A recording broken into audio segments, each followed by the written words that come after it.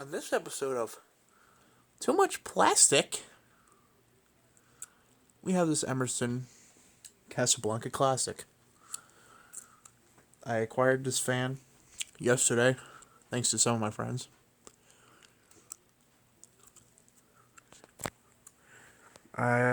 This was an absolute nightmare to get my hands on, and it's been probably about a month total trying to get it. And trust me, when I got it, it needed a lot of work. Switch housing was hanging by the wires. The seller cut the leads. It was covered in house paint on top. Completely out of whack. Blades were cracked. Pull chain wires were popped out. So I pretty much had to rewire the whole fan.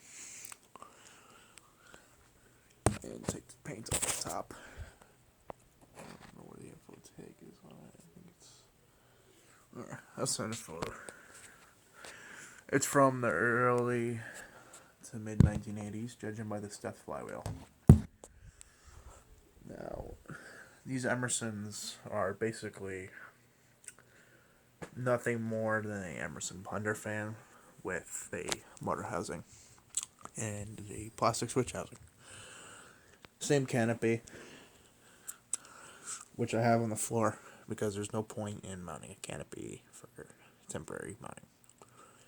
2-speed, non-reversible motor, oil-filled capacitor, KB55 motor, and the plastic with the V-shaped blade arms and the fake wood design. Basically a blender fan with some modifications. Anyways, here's low speed. It mounts on a J-hook. The original mounting was just a pin. So I rigged my own out of a Manville gold line. Or a bronze line. Now, this originally had a light kit, but the light kit was very ugly, so I ripped it off the fan. Now, it has some bearing noise, so fair with that. But it's pretty well balanced. I mean, it has a bit of a wobble to it, but it's nothing as half as bad as it used to be. Performance is quite average for a stack motor fan.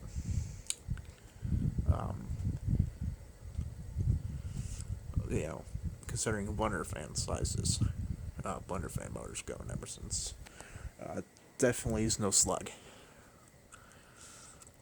Let's move her up to high.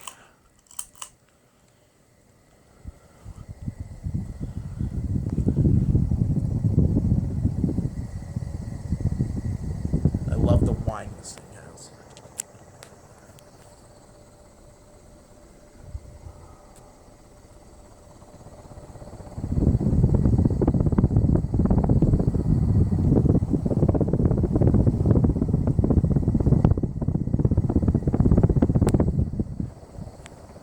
Now this has the Emerson arcless pull chain.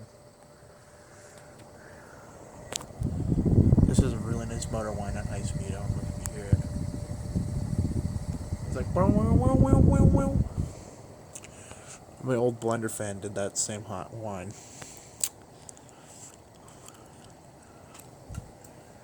It has the same style pull chain as the Delta 2. Except that one's a 4-position, this one's just a 3. So it's just 3-speed. Or 2-speed. And turn off. Now, of course, I oiled it. If I want it to be completely silent, I'll have to replace the bearings, and that's something I'm not doing. I spent 2 whole days working on this fan, or actually 1.5 day. I've been working on it since I picked it up last night, so you can tell it hasn't been too easy, but I think it came out rather nice. I mean, it needs some cosmetics, like one of the blades, the brown wore off, and I have to paint the canopy, but Other than that, it's in pretty good condition.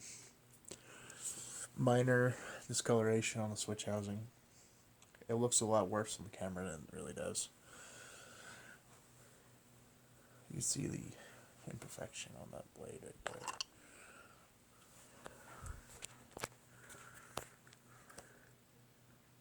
This was made at a much different time period. This was made when ceiling fans were being reintroduced into the market, so the late 70s, early 80s. So that's why these have such a unique design to them. And a very simplistic design.